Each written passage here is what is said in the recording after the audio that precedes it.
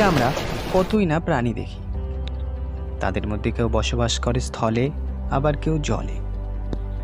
কিন্তু আপনারা জানেন কি পৃথিবীতে বসবাসকারী সবচেয়ে বড় প্রাণীটির নাম কি? আমরা অনেকেই জানি যে বিপুল সমুদ্রের জলরাশিতে বসবাসকারী সবচেয়ে বড় প্রাণীটি হলো নীলতিমি। কিন্তু শুধু কি জলেই, স্থলেও বসবাসকারী যে কোনো প্রাণীর থেকে আকারে এটি অনেক বড়।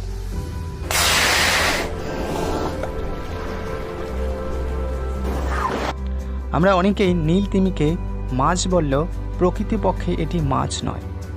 জলে বসবাসকারী স্তন্যপায়ী প্রাণী হলো এই নীলতিমি।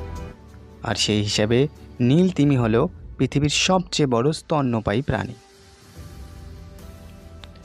চলুন তাহলে জেনে আসি স্তন্যপায়ী প্রাণীর সম্পর্কে। প্রিয় বন্ধুরা, তাহলে আর বেশি কথা না বাড়িয়ে দি টুরু ল্যাঙ্গুয়েজের এই পর্বে আমরা জেনে আসি সমুদ্রে বসবাসকারী পৃথিবীর সবচেয়ে বড় স্তন্যপায়ী প্রাণী নীলতিমির ব্যাপারে।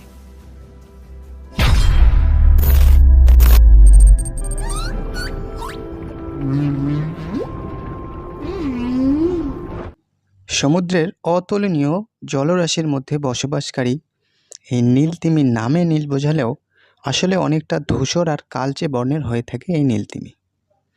কিন্তু গভীর সমুদ্রের জলরাশির ভেতরে দেখলে তখন তাই তাকে নীল বর্ণের দেখায়।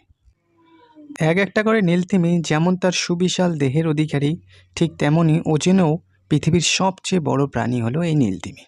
একটি নীলতিমির নিশ্চয়কৃত দৈর্ঘ্য 30 মিটার বা 100 ফুটের মতো হয়ে থাকে এবং 199 মেট্রিক টন পর্যন্ত হয়ে থাকে এক একটি করে নীলতিমি, যা কিনা 40টি আফ্রিকান হাতির সমান ওজনের হয়ে থাকে।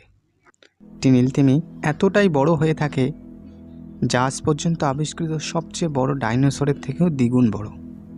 বন্ধুরা, নীলতিমি যখন এত বড় দেহের অধিকারী, স্বাভাবিকভাবে তার দেহের অঙ্গপ্রত্যঙ্গগুলো আকারে অনেক বড় হবে। আর তাই তো এক একটি নীলতিমির হৃৎপিণ্ড প্রায় 2টো প্রাইভেট কারের সমান হয়ে থাকে। আর এর জিহ্বার ওজন প্রায় একটি হাতির সমান হয়ে থাকে।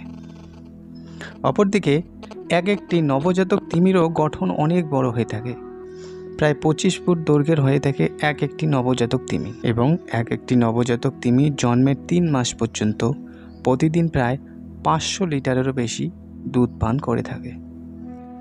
খাদ্যাভ্যাস হিসাবে নীলতিমির খাদ্যের প্রধান উৎস হলো মাছ, আর তাদের সবচেয়ে পছন্দনীয় খাবারটি হলো ক্রিল নামক এক ধরনের ছোট মাছ। বিশাল আকারের এই নীলতিমি যখন মুখ